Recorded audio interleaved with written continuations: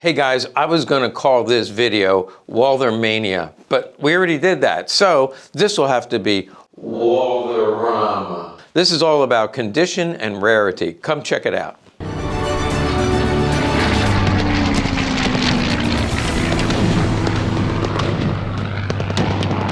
Okay, check out these Walthers. They're just beautiful guns. As I said, they are rare and they are spectacular. There's a big difference between a 95% gun and a 98 or 99% gun in terms of desirability. It's just so hard to find guns in this condition. These all came from one collection, except for two guns that came from me, and I'm not going to tell you which ones. But generally, these are all from one collector, and probably over the years, he got most of these guns from Legacy Collectibles. So it's good to see some old friends and to offer them once again on our website. We cannot sell guns on YouTube, so I'm not going to give you pricing, but if you know how to get to our website, hopefully you will find guns, these guns and guns like them. Now, these first three are all three RZMs, but they're three different variations of RZM. Almost everybody who collects Walther PPKs knows about the first variation of RZM. There were 30,000 of these ordered,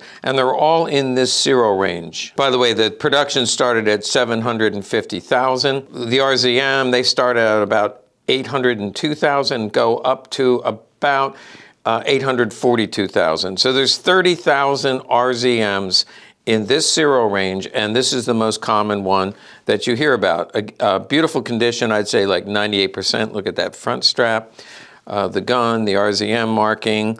The grips are correct, not cracked, and the finger extension mag is correct with a high polished blue magazine. So everything is correct on this, and it comes in the correct range. Now, the story behind these, some people still call these party leaders. I've corrected this several times. This was not issued to party leaders.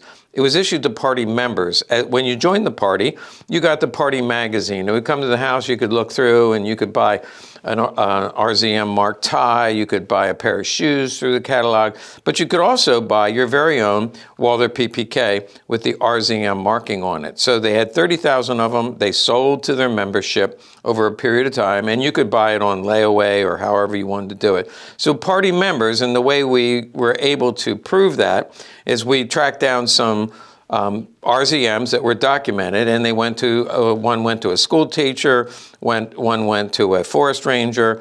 These were not leaders of the party, but rather party members. As part of their membership, they could buy their very own Walther PPK. So this is in that contract range, and it's a beautiful gun. These are very desirable. The next variation is they delivered and sold all 30,000 of them pretty quickly, because then they ran out. And so there was a second contract. This is 856,000. Now you would say, well, there's not much difference between when this ended and when this began, but there was a break. There was a 30,000, then they started selling them to other places than the party, through retail outlets and things like that. But the big difference in this variation is the early variation had a 90-degree safety. Notice the safety goes the full 90 degrees, but on both PPs and PPKs, this is 1935, 1936, they went to a 60-degree safety because one of the problems they had was this would hit and chip the grip. So there were other reasons for the change, but they went from the 90-degree safety to the 60-degree safety. So instead of remembering serial numbers, what I do is somebody says, I have an RZM. Is it 90 degree or 60 degree? And what's the difference? Well, this was the first order. Then they evidently ran out or needed more, so they ordered maybe, I think, just a few thousand more. So this is a rarer variation. And the third is even rarer still, because this is an RZM. This is 60 degree, but if you look at the serial number, it's much later. This is in the 265,000 range. You might say, oh, that's not as much as 856. But remember, there's no K suffix. But then at 100,000, they added the K and started numbering all over again. Now, here's what's distinct about this variation. Again, you may be at a gun show, you don't remember what serial ranges you're looking for. The big difference here is they're both 60 degree, but Eagle N. This is a very rare bird because it has the bird. This one has the crown end, which went up to late 1939. This starts in 1940. So this gun was made in 1940. It's an eagle end RZM, extremely rare. I think they only made a few hundred because I rarely see this particular variation. This collection had all three variations. And again, the timing of this would be, these were 1934 and 1935. This one is late 35 or 36, and this one is 1940. Beautiful guns. This one has a little bit of wear. This is the eagle end variation, has a little bit of wear here, but for a very rare gun, and probably most of you out there didn't even know this existed, but this is an RZM from 1940. Now, let's move along. Now, if you thought that was exciting, let's take these next three. This one, very rare. Look at the finish on it. As you can see, it's high polish. It should be crown end. Yep, that's crown end. Serial range is 226. So it actually comes before this gun, but 1939 and quickly thereafter 1940. So this is from 1939, and what makes it special is it is RFV marked. Now, RFV stands for Reich's Finance Bureau. So basically that was their IRS department or their Treasury department. They would go out and they would have armed guards to show up at your door to make sure you paid your taxes. They also were in charge, by the way, of seizing property, such as Jews leaving Germany or going to concentration camps. They would seize your property and take it on behalf of the Reich. And it would become like a tax. It was seized, sold, and the money went to the party or the government. So Reich's Finance Bureau was not a fun group. You didn't want to get on the wrong side of them because, again, they're collecting taxes. And I like to avoid our IRS, but this was far worse than anything our IRS could do to you. So it's a gun from 1939. RFV, Reich's Finance Bureau, beautiful condition, very rare. They only made, I think the numbers were about 3,500, so this is very hard to find. I started to say, you see more of them among the PPs. So if you find an RFV, it's almost always a Walther PP, not the PPK, so the PPK variation is a rare variation. Speaking of rare variations, I've talked about these before. I've shown these before. Again, beautiful gun. You have your fire blue coloring here on the safety. You'll also see fire blue back here. Let's see on this one. Yeah, most of the fire blue is gone and most of the fire blue is gone. Here's one that has nice fire blue safety here and not that nice, but a little bit of fire blue safety here. You see the same thing with Colts, by the way. Early Colts, you'll see fire blue on the trigger and the safety, different small parts. But going back to this gun, this is a 9mm. That's what makes this so rare. You see the eagle end, and the serial number, 280. So this is 1940 or 1941 in that range. You see a little bit of wear here. So far, these have all been 7.65, but this is the first 9mm. And the most distinct way to notice the 9mm is there's no button here. That's the mag release button. All the guns I've shown you so far have a mag release. You push this button, it pops out. I love that design because it pops right out. You don't have to dig in there and try to pull it out. But for the 9mm, drilling a hole here, the round was more powerful, and the Germans were worried about the stress of drilling a hole in the frame with the 9mm. It might crack. They had probably some evidence to indicate that the 9mm really shouldn't have a hole drilled here. So by necessity, they did make a few with a button. I have one in the safe, 9mm with a button. Those were among the first, but they quickly redesigned it to the bottom release. So you do see these on 9mm and other variations such as the PDM. It's not as easy because you push this back and then pry it down. I don't like the action as much, but you can see that if you can't have the button, then you're going to go to the bottom release. The other thing about this magazine is the follower is different. Again, to beef it up again, they did a solid follower here. You can even see it's solid here and here, as opposed to this follower. It's a lot, it's not flimsy, but it's not as robust. So this is 7.65. See how that's hollow there? This is a solid follower that's like a half an inch. So the 9mm, see right there, the 9mm has that solid follower and the bottom release. This is a beautiful gun. Only about 3% of the PPKs made were in 9mm. So very desirable to collectors.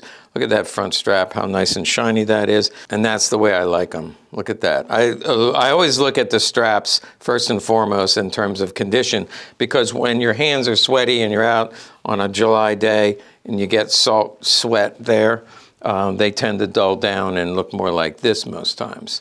You can see the difference. That's worn down a little bit. Okay, let's move on to the next one. Also a very rare gun. Some of you are going to get really excited. Your eyes are going to begin to tear up on this one. This is waffenamt, so it's high polish, waffenamt, a little bit of schmutzy right here, but otherwise beautiful gun. There's a nice finish here, a little bit of patina. And the waffenamt, this is an early waffenamt gun, so 304. 304 is late 41, early 42. Still has the high polish finish, but in late 42 into 43, they start to do away with the high polish finish, and you'll see what I call a military finish or a duller finish. Now this one has a matching magazine, which means, actually, I know from the serial number range, if I look up in my database, I know that this went to the Luftwaffe. Luftwaffe came with 2 matching magazines. This has 1 matching magazine, and this is the style. They're numbered on the bottom, different than an SS gun, but this is went to the Luftwaffe. 1 matching mag, and then 1 magazine that is in the same range, a Luftwaffe magazine, but not matching. That happens very easily. You go to the range, you shoot the gun, you're in target practice, you set it down, you're a Luftwaffe officer, you have mandated shooting time, and so you set them down, they're all shooting at the same time, and set them down and they pick them up and they don't keep track of, wait, whose magazine is this? These are made for war, not for collectors, and so they didn't worry about it too much. They also didn't know that these guns were going to be worth thousands of dollars someday, so they didn't pay a lot of attention to it. To find one with 1 matching mag is pretty rare. This is 1 matching mag and 1 from the same contract number. So you can see how desirable this would be. Luftwaffe issued PPK, waffenamt, or waffenamt if you're from Germany. High polish finish, brown grip, but also one more plus is this holster. It comes with what looks like an AK holster, and I'm not sure that this is. There is a Walther stamp here.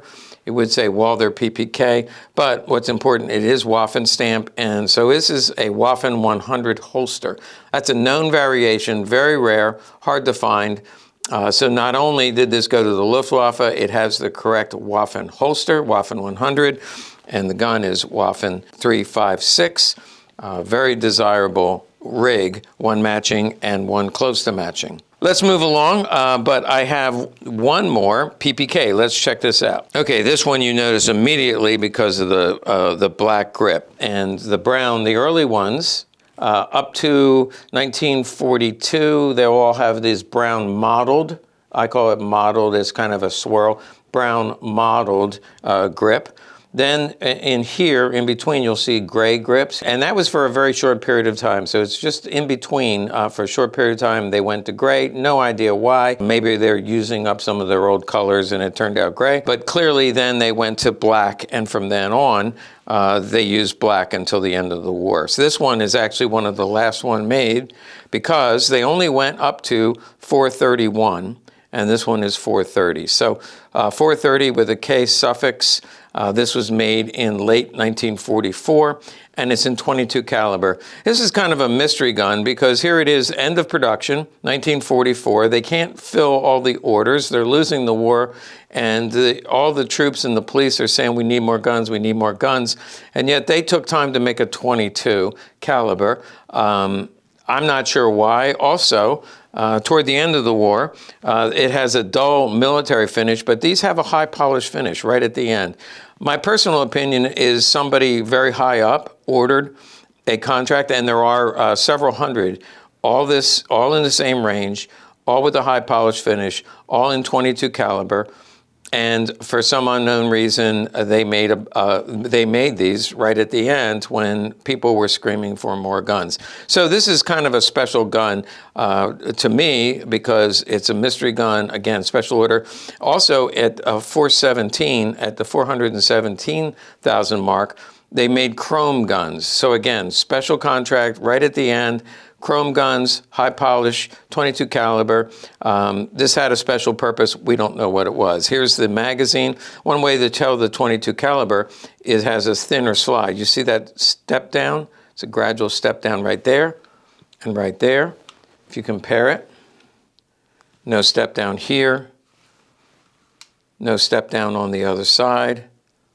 But on the 22 caliber, when it's sitting on the table, I can see right away that this is a thinner 22 caliber. And again, only about 3% were made in 22 caliber. So it's a rare caliber.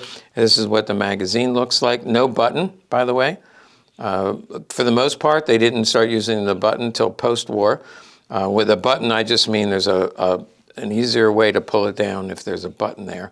They actually, again, this is a mystery to me. There seems to be a hole for a button, but these late war 22 caliber magazines did not have the button. So this is also a rare find, very desirable, and a little bit of a mystery.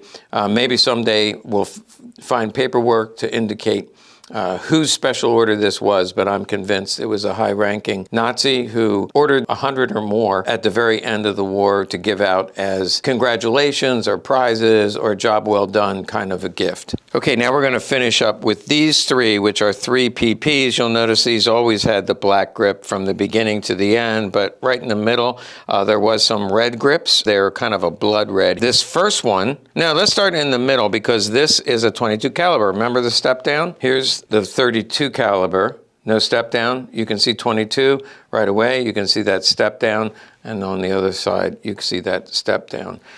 This one is Crown N, except on the 22 caliber, and they did the same thing on the PPK. Forgot to show you this. They did the same thing on the PPK. The Crown N and the Eagle N on all of the guns went here and here. You see what I mean? In the ejection port and right below it. They're usually lined up pretty straight, one below the other. But on 22 caliber only, it's weird because they did here and here instead of here and here. So that's on the PPK. They did the same thing on the PP. You can see here and actually over here. So on the slides over here and here, no idea why they switched the placement, but you'll find that on the 22 calibers. This is a high polish finish. I believe it's from about 1937, 38. You can see the serial number in the 942,000 range. And this has what we call a box mag. There is a finger extension mag. See that? That's a finger extension mag. You're kind of used to seeing these, but very rare to find a box mag, and even rarer to find one that's not chipped. Because they tend to chip right here. I think we have 5 of them right now. They're all chipped, except for this one is not chipped. And that's because when people put them in, they don't they smack them up there, and that hits right there. You can see where it hits. In fact, see that? This has been with this gun for a long time because it hits right there, makes that mark, and if you hit it really fast, it's liable to chip. So we have to be very careful with this. I think we've mailed these out 3 times, and when the person got it, they unfortunately banged it in and then took a picture of it broken off and said, "I'm sorry, you sent me this one broken." Well, we can show them for the pictures on the website, it's not broken, and now clearly it's at your house and it's broken. So if you buy this gun or any gun that has the box mag, and the PPK also comes with a box mag, don't jam it up there and chip it, because these easily go for $1,200. They're very, very rare. Oh, remember the button? There's a hole for the button, but no button. Don't ask me why, but it's a fact of life. Get used to it, guys. Okay, 22 caliber, high polish finish. 1937 or 1938. Very nice condition, but what makes it special is this box mag, which what are we not going to do? We're not going to jam it up in there. Let's move it along because it gets even more exciting, because now, look at this gun. I would call this 98, 99%, fire blue here. Kind of dulled down there, not great, but I like the fire blue there. Maybe the next one will have it, so fire blue.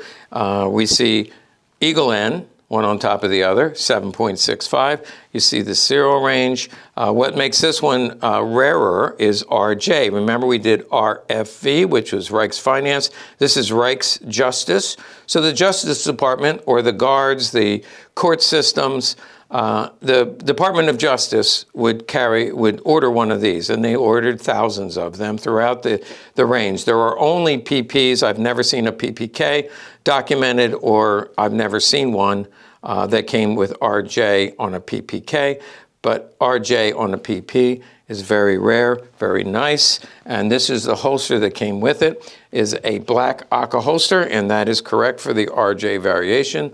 You can see the Aka logo. It's kind of dinged up a little bit, but this is the holster that goes with the RJ, makes a rig. There's not a spare mag in there, and this has a flat bottom mag. I have seen them with the finger extension and with the flat bottom. Probably came with one of each. Now, the final gun and the final PP that I'm going to show you, highly desirable because of the NSKK contract. Just like the RZM that has the logo right here on the slide, this one is one of the few Walthers that came with the logo as well. You see the Nazi eagle with the swastika, and the banner over top is the NSKK. That's what it looks like. It's a very rare contract. They all fall into a specific range. This has definite schmutzy. I know you guys like that word. Definite schmutzy right there over the serial number. Front strap a little bit worn. This is not a 98% gun, but it's probably 95, 96. But we'll accept it anyway because of that. Highly desirable. This thing's going to fly out the door the minute I post this video. Just not going to last very long. There you see the finger extension. Banner only, high polished magazine. Let's see when this was made. I think it was about 1938, according to the serial number. So it has the high polished finish, and it has crown end, which we'd expect. One bonus, I'm not sure if this holster came with it, but it's a very rare holster. They came together, and I'm going to keep them together. This has a PO, which I don't think means post office. It has a number, and it's Group Hessen. Nassau, it looks like. So I don't think that's from Jamaica, Nassau, but this is a group, probably SA holster. It's marked to the party. And again, they came like this. It's possible. The NSKK did have groups from each of the districts. This could have been NSKK that went to the group Hessen. I just don't know. I've not seen this before. I'm sure I'll get lots of comments. And from those of you who know more about this, you see the early brass stud, and that would be correct for 1938. It's early. It does come with a spare magazine. Remember, it had a finger extension magazine, and then you see a high polish banner only magazine. So it does have the spare magazine. It did come with this holster. I know this adds value because it's a very rare holster. I'm just not sure, I'm not positive that it should be with this gun. But as I said, this is how they came to us. We're keeping them together. It could be part of the history, so we don't want to celebrate it. The numbers here have nothing to do with the serial number, so not sure what that means. Comment, let us know what your thoughts are about this. There are people in Germany that would know a lot more about the different groups, both the SA and NSKK groups within each district. So this could be a part of the history of this gun. Hey, thanks for watching. Make sure you like and subscribe to our channel. And if you're looking for high-end guns like this, you have to be on our website fairly often, but don't give up because quality guns like this show up on a regular basis. We also have American, French, Czech, all the different countries' rifles and pistols, so check it out.